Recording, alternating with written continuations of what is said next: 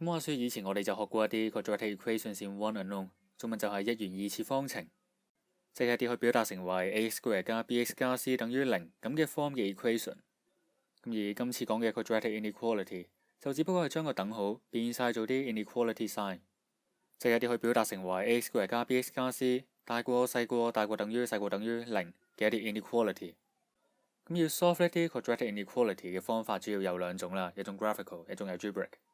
咁而一般實用嚟講啦 ，solve quadratic inequality 咧都係用 graphical 多噶啦，比較方便。其實個方法就唔完全 graphical 嘅，就只不過我哋 solve 到某一步會 sketch 一幅 quadratic 嘅 graph 出嚟，輔助我哋去諗個 solution。好啦，咁我哋開始啦。先講呢個 graphical method 嚟望一望呢個 quadratic inequality。如果我哋而家將呢個 inequality sign 換翻做個等號，即係呢條式，跟住你做 factorization 又或者用 quadratic formula， 咪可以計到 x 等於負1或者4嘅。咁有咗呢個資訊，如果而家叫你 sketch 一幅 y 等於 x² 減 3x 減4嘅圖，你會 sketch 一幅點樣嘅圖啊？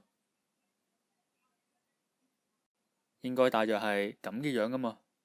三樣嘢，第一，你應該要知道一個 quadratic function 係呈一個 parabola 拋物線嘅形狀。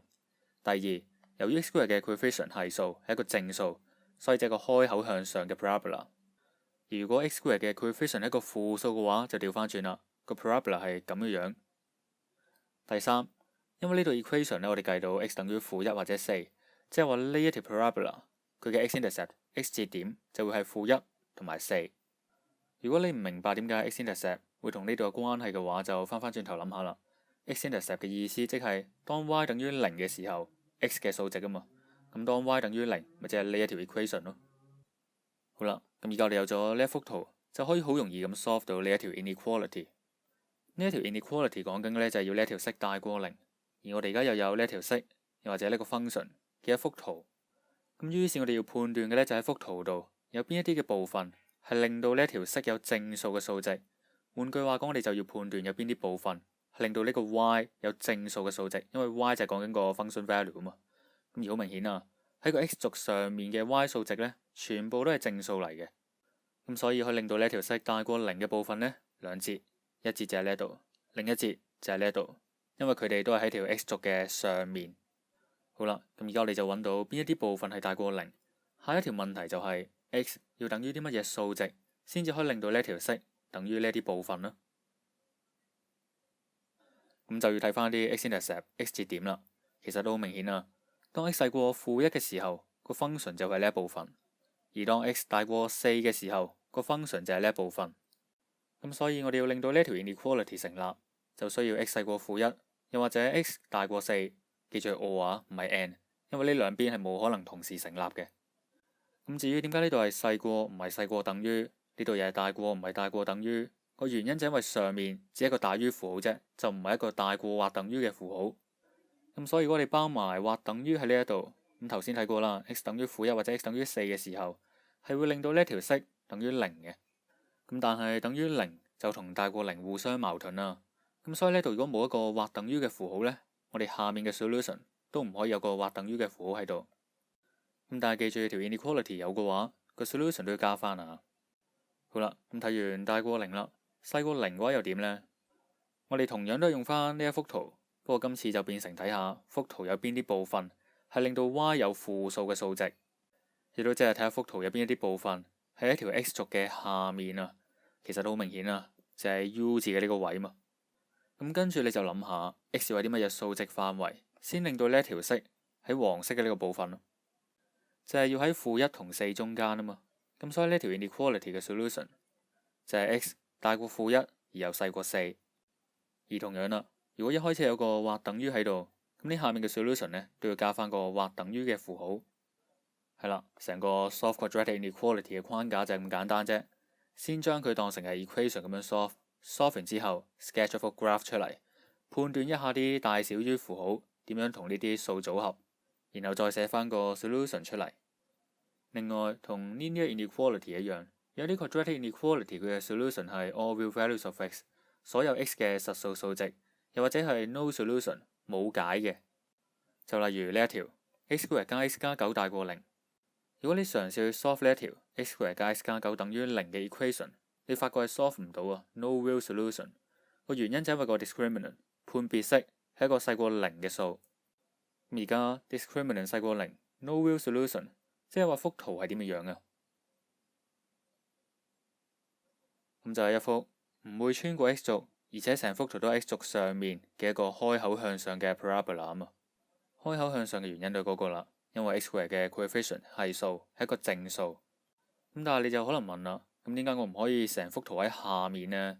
嗱，有一個大前提係我哋係 no real solution 啊嘛，即係話我哋唔可以穿過條 x 軸。咁而家呢個開口向上嘅圖，如果你擺咗下面嘅話，你總會有兩點係插穿條 x 軸噶嘛。咁所以一定係成幅圖都係 x 軸嘅上面咯。咁而成幅圖都係 x 軸嘅上面，即係代表啲乜嘢？即係 x 無論係乜嘢數值都好，呢一條式都會大過零。咁所以呢一條 inequality 嘅 solution 就係 x 可以等於任何嘅實數。但如果問題問嘅唔係大過零，係細過零嘅話，又點呢？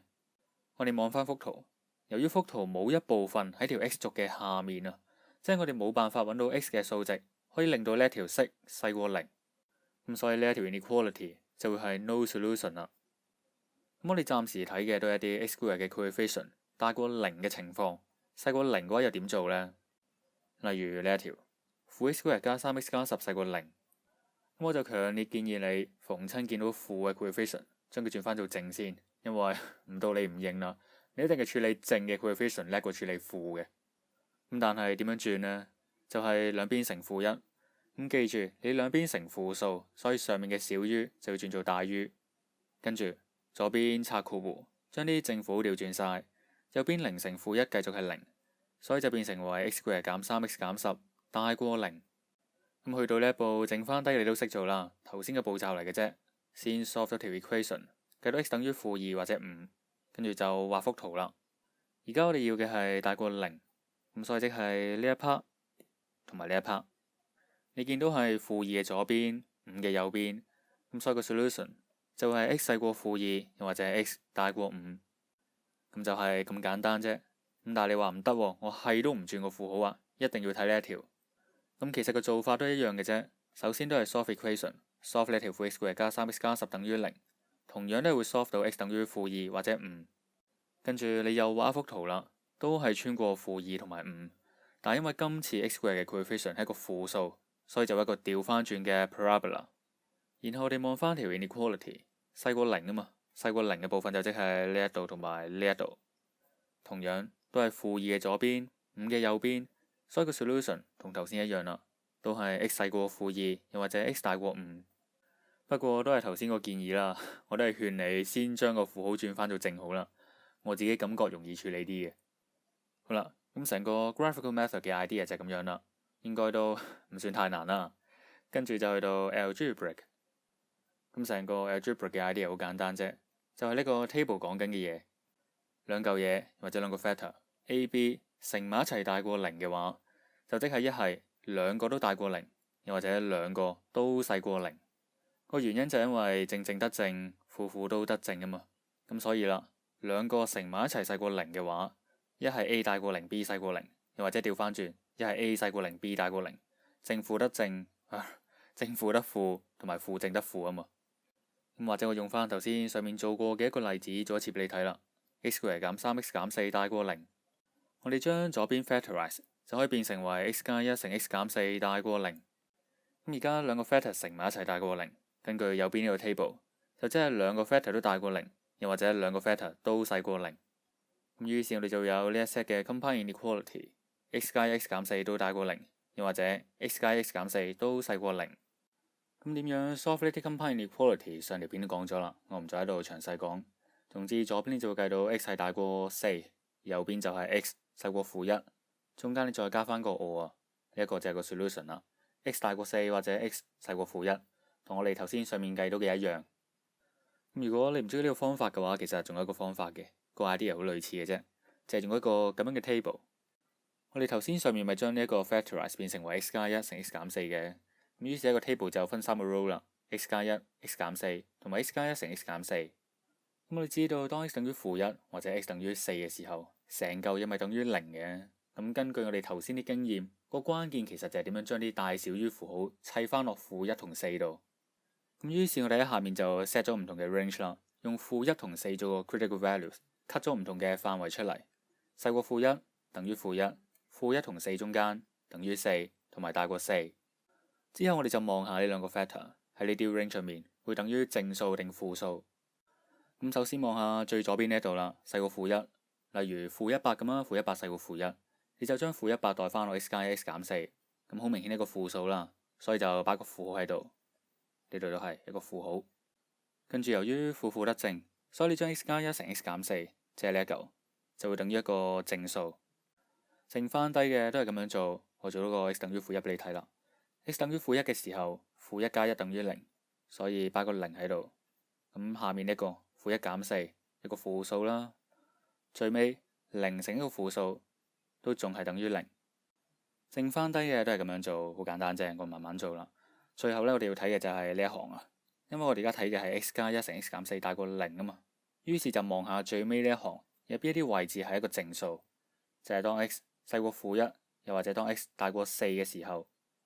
咁所以我哋再次計到個 solution 係 x 細過-1，又或者 x 大過4。咁所有 solve quadratic inequality 嘅方法就講晒啦。我諗你比較之下都應該會覺得 graphical 係最快啦。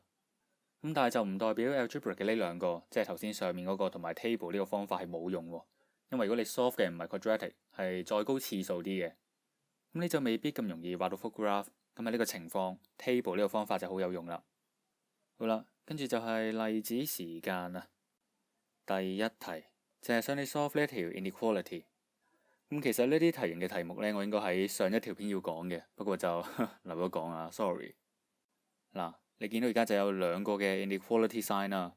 咁你要做呢，就係將佢哋斬成兩橛嚟睇，呢度為一橛，同埋呢度為一橛。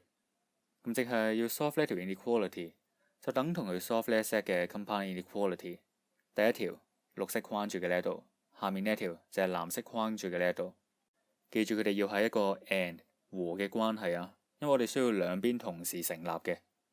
好啦，咁要 solve 呢啲 compound inequality，之前學過啦，就係兩條獨立去 solve，之後先至將佢哋嘅 solution combine 翻一齊。咁我哋就先嚟睇第一條，你將佢調一調位嘅話呢，就可以變成為 2x² 加 7x 減11大過0。跟住我哋當呢條一條 equation 咁樣，即係當呢度係等於0，睇下 x 會等於啲乜嘢數值。你發覺其實係 factorize 唔到嘅。所以係要用呢條 quadratic formula， 就會計到 x 係等於呢兩個數值。跟住我哋係咁以 sketch 幅 graph， 因為而家 x² 嘅 coefficient 係2，大過0，所以就一個開口向上嘅 parabola。然後呢兩個 x-intercept 就分別係呢兩個數，記住就唔好搞亂啲次序啊。加開寬137呢個喺右邊嘅，因為佢係大過呢一個數。跟住我哋望翻題目，大過0啊嘛，所指嘅就係呢一橛同埋呢一橛。所以個 solution 就會係 x 細過-7減開寬137/4，或者 x 大過-7加開寬137/4。咁我就講得可能有啲快啦。咁但係如果你明白我片頭嗰陣講 graphical method 係講緊啲乜嘢嘅話，應該冇問題嘅。跟住我哋望埋另外一題，都係啦。你將佢執一執嘅話呢，就可以變成為 x² 減 5x 減6細過或等於0。今次呢一條就容易啲，可以 factorize 變成為 x 加1乘 x 減6。所以個關鍵嘅數字就係-1同埋6。之後你都係好快畫翻幅圖。今次 x² 嘅 coefficient 係一個正數，所以繼續都係一個開口向上嘅 parabola。左邊嘅 x-intercept 係-1，右邊係6。而我哋今次要揾嘅係細過或等於0，所以就係講緊呢一橛，就俾-1同6夾住，即係個 solution 就會係 x 大過或等於-1，同時又細過或等於6。最後我哋就要將呢兩個 solution combine， 不過我諗就咁望都好難睇得出個答案啦，所以就用一條數線去輔助啦。你先將呢度呢4個數字由細至大排翻好，mark 翻呢4點。咁特別呢兩個數你真係要篤一篤機先會知道幾大幾細。然後我哋將呢兩個 solution 喺條數線上面標示翻，呢度細過大過，就係咁樣。然後下面俾-1同6夾住，就係咁樣。咁或者我就 mark 翻啲顏色方便你睇啦。第一個 solution， 第二個 solution 呢，就係中間夾住嘅呢個位。咁所以 overall 個 solution 即係將呢兩個 solution combine 呢，就即係綠色同藍色嘅 common region 呢一度啊。呢度即係 overall 個 solution 就係 x 要大過呢個負7加開方137/4，同時又要細過或等於6。咁而之所以點解呢度會有或等於呢度冇，係因為呢度係一個實心圓圈，呢度係一個空心嘅圓圈。好啦，第一題就咁多，都好煩呢。跟住我哋嚟睇埋第二題，就係想你 solve 一 solve 呢一條 inequality。試下先，停一停條片，諗諗點樣做啦。